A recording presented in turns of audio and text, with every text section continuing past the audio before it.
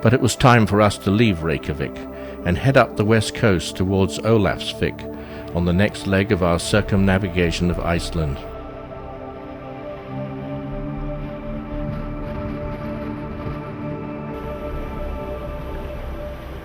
Just Chris and myself were on board for this leg of the trip. The Snæfell's ice cap was prominent on the horizon, while still 50 miles distant.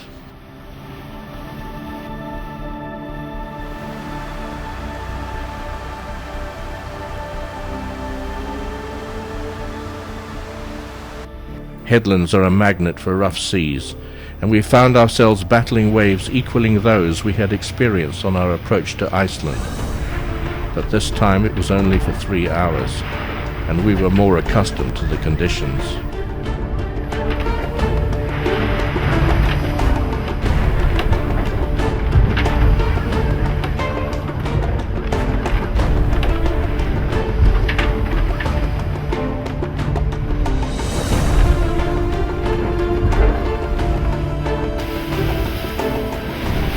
This was normal weather for boats much smaller in size than Venture. Towering mountains plummeted into the turbulent sea.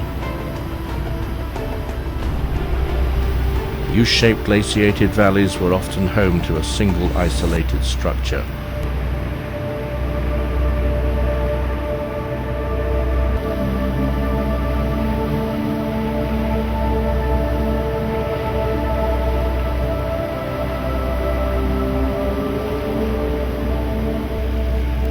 The way into Tálknafjörður is eased by range markers on the shore. The harbour is protected by a sandbank which almost closes off the fjord, making it very secure. Seaweed prevented the anchor from holding, and the only place we could find to tie up was alongside a fishing trawler, for which we obtained permission. When we left the following morning, the stack from an abandoned Norwegian whaling station stood out on the horizon. There are several of these discarded structures around the coast, and all that is left is a tall chimney and rusted boilers along the bleak shoreline. Once out of the protection of the fjord, we were again exposed to the rough conditions in the Davis Strait, dividing Iceland from Greenland.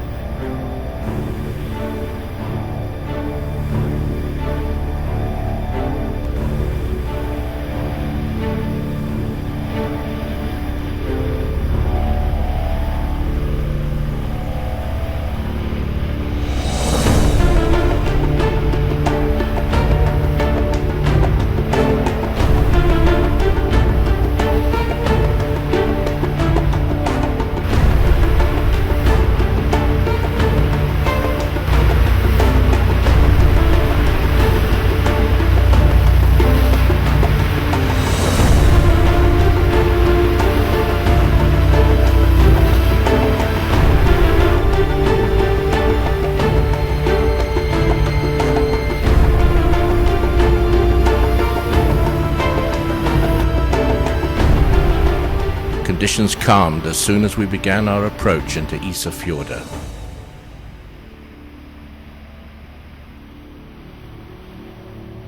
The town, huddling at the base of huge mountains, is the jumping-off spot for boats heading to Greenland.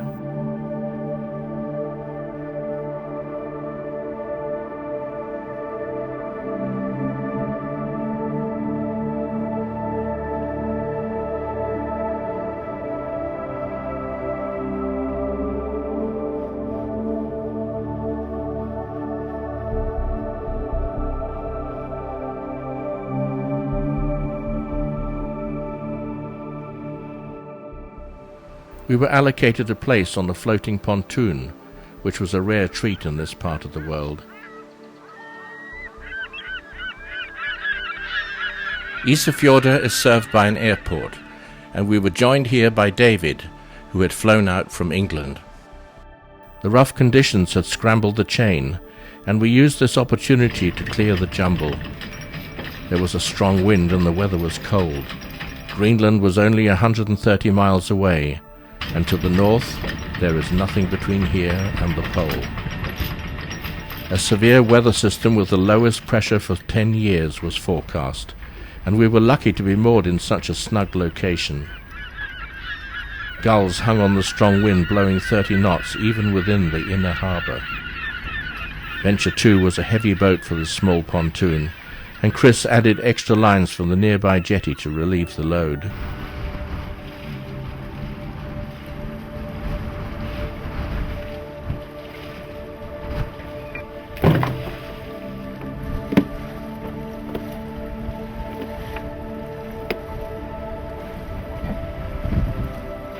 The wind remained strong when, after a delay of a couple of days, we got underway once more. The Drangle ice cap dominated the skyline.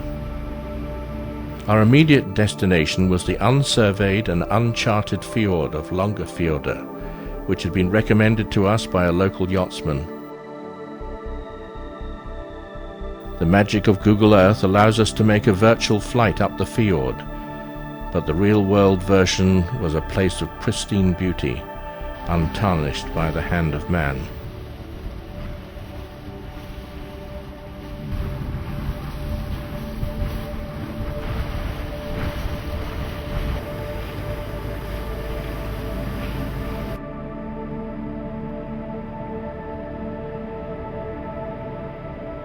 A major waterfall at the head of the fjord filled the air with a soothing lullaby.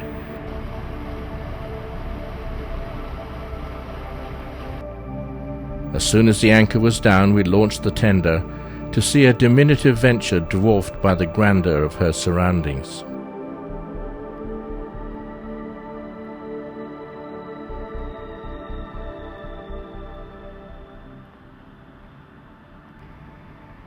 That evening we celebrated with an excellent dinner of roast pork served with wine.